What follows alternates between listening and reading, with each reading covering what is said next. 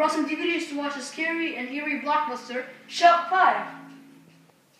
Sorry, Ali, but today I'm busy. Busy?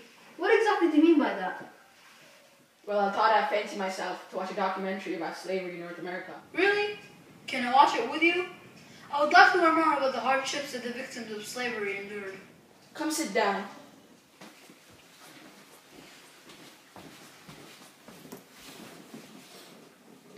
This reminds me of something. A book we read together as children. Yes. Yes, indeed it does. It was about racial equality. There were trends in the sky. And Harriet's Underground Railroad in the Sky by Faith Ringgold. Yes, don't scream it in my ears! Faith Ringgold. Tell me about her. Faith Ringgold was born on October 8, 1930, in Harlem, USA, into a family of African American heritage, and is an acclaimed artist and author. She's best known for her picture book, Tar Beach, and is also a social activist, as she has voiced her opinions against racism and gender equality. She's also a painter, writer, speaker, mixed media sculptor, and performance artist by occupation. Despite her numerous talents, she's gained fame for her colorful illustrative stories that depicted powerful messages concerning several global issues. She conducted her latter stages of university by attending the City College of New York, where she received her BS and MA in Fine Arts. She's a recipient of more than 75 awards. Her art has been exhibited in museums and galleries worldwide. She's currently a professor emeritus at the University of California. This book is narrated by a young African-American girl, and the plot of the story involves her and her younger brother Bibi, who see a ramshackle train. Bibi gets on and travels to the north via the train, while his sister doesn't. The train conductor, Aunt Harriet, introduces them to her train, named Aunt Harriet's Underground Railroad in the Sky. The girl goes on a road to the north that follows the train road. She stays in multiple areas. In the end, she reunites with her brother. The book had an adventurous mood with a happy ending, and there are multiple reasons why Faith Ringgold wrote the book. Let me tell you, Faith Ringgold wrote Aunt Harriet's Underground Railroad in the Sky in an attempt to educate youth around the world about the hardships that the African Americans faced when they were enslaved during the slavery era, and Harriet Tubman's heroics that led to the freedom of millions of black slaves.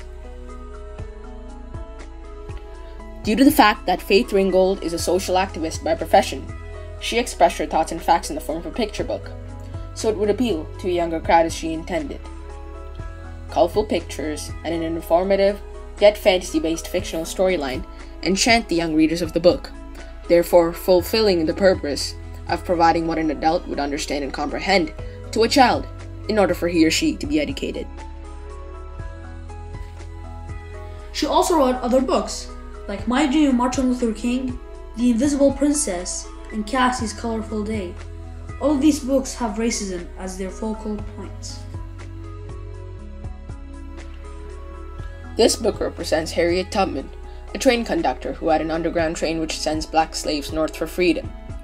She's described as one of the most important figures in black history. She earned fame by helping slaves escape to work through her underground train, which transported these unfortunate individuals to the north, where they would lead a life free of slavery and harassment. She's also described to have never lost a passenger. You're right. Also, have you seen pictures with the book? It has a white person watching over them. It describes the watchful eye white people had on the black slaves. They had no freedom. I wonder what slavery was like for its victims. It must have been a terrible ordeal for the African American community, as it would have affected the slave physically and psychologically. As long as the mind is enslaved, the body can never be free.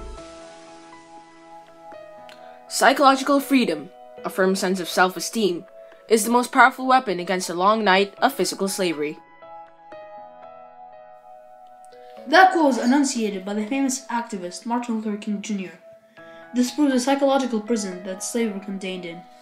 In the book, the black slaves had an uncanny expression on their faces, similar to that of a long-time prisoner. That must have been a terrifying experience for the slaves. Indeed it was. Slavery was one of the most atrocious acts that the human race has inflicted on its own kind. A connection I have to this regards a highly acclaimed feature film, 12 Years a Slave, which depicts a true story of one man's struggle to gain freedom after his enslavement, in a dramatic yet informative way.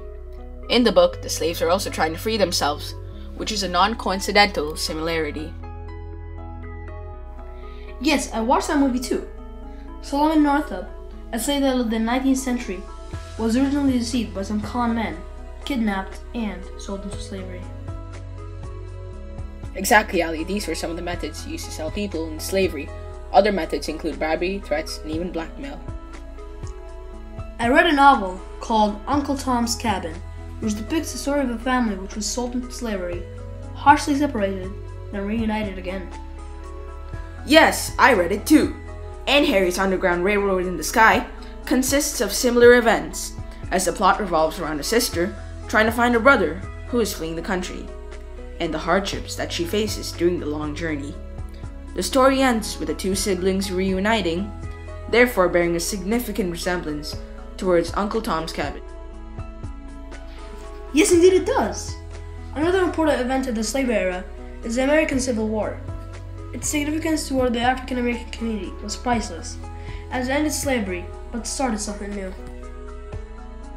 At a time when slavery was being considered, the Republican Party wanted to end slavery, however the Democratic side wanted to spread slavery. This resulted in this condition. If Lincoln wins the 1860 election, the southern states recessed and became their own country. Lincoln prevailed and the southern states became their own country, despite the fact that the Confederate States were more of an autonomous region than a country. The Confederacy wanted slavery, and the rest of the U.S. didn't want slavery. This resulted in a civil war that was so valorous, it changed the history of black culture. There is no clear figure who is responsible for the Civil War, but it is known that the soldiers who fought on April 12, 1861 at Fort Sumter are responsible for this conflict. The two main leaders at that time, Abraham Lincoln and Jefferson Davis, paved the way for the soldiers to fight, and each side aided to prevail against the opposition. There are also a few remarkable events that happened during the war.